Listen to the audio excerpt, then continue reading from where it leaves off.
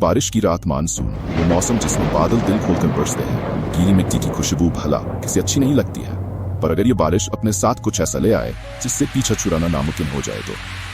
ये कहानी 32 साल के समीर की है। एक रात वह अपने ऑफिस से घर जा रहा था। उस दिन उसकी एनिवर्सरी थी, पर उसे ऑफिस से निकलने में देरी हो गई थी। घर पर उसकी पत्नी रेशमा उसका इंतजार कर रही थी और उसकी बाइक भी स्टार्ट नहीं हो रही थी। उसने सोचा कि बस आने का टाइम हो गया है, क्यों ना वह बस लेकर ही चला जाए। तो बस स्टैंड तक पहुंचते पहुंचते आसमान में गरज रहे बादल बरसने लगे और देखते ही देखते बहुत ही तेज बारिश होने लगी। समीर बस का इंतजार करने लगा। समीर के कपड़े पूरी तरह भीग रहे थे। तभी उसके ऊपर बारिश की बूंदें गिरना बंद हो गई। समीर ने लेफ्ट साइड में देखा तो एक आदमी अपनी छतरी के आधे हिस्से से समीर को भीगने से बचा रहा था। समीर को यह देखकर बहुत अच्छा लगा और वो मुस्कुराने लगा।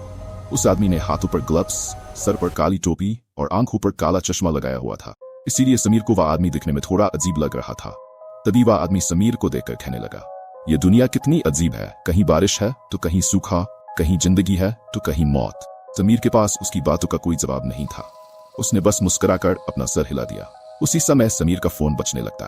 उसने पॉकेट से जैसे ही फोन निकाला, उसका फोन उसके हाथ से स्लिप होकर जमीन पर गिर गया। समीर जैसे ही जमीन से फोन उठाने के लिए झुका, उसे ऐसा लगा जैसे उसके साइड में खड़े आदमी के पैर नहीं है। वो हवा में झूल रहा था।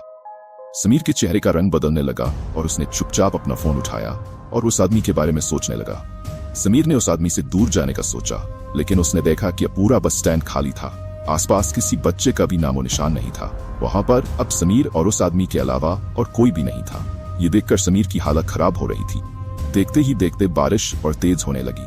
उस बस स्टैंड पर वहीं दोनों खड़े थे। समीर को बारिश की वजह से अब कुछ ढंग से दिखाई भी नहीं दे रहा था। उसे कोई बस भी आती हुई दिखाई नहीं दे रही थी। समीर ने अपनी वाइफ रेशमा को मैसेज किया और उसे अपनी सिचुएशन बताते हुए जल्दी से आने के लिए कहा।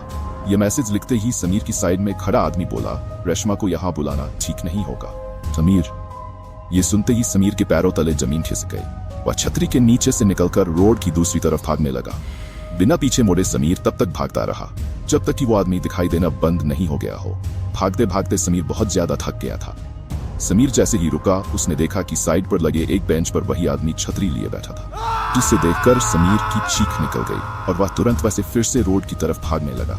रोड पर बारिश की वजह से अब धुंध छाने लगी थी। आसमान में कड़कती बिजली की आवाज समीर की चीखों को दबा रही थी। अब थोड़ी दूर आकर समीर फिर से रुक गया। उसने सामने देखा तो बहुत जोर से बिजली कड़की और उस बिजली की चमक में वही आदमी रोड के बीचों बीच खड़ा दिखाई दिया। इस बार उस आदमी के चारों ओर खून दिख रहा था। उस आदमी के ऊपर मानो खून की बारिश हो रही हो। समीर बहुत डर गया। डर के मारे वो चिल्लाने लगा। तभी समीर को पीछे से बस के हॉर्न की आवाज सुनाई दी। समीर ने पीछे मुड़कर देखा। पीछे से एक बस आ रही थी। अचानक ही बहुत सारे लोगों की भीड़ उस बस की तरफ आने लगी। समीर को अपनी जान बचाने का और कोई रास्ता नहीं दिख रहा।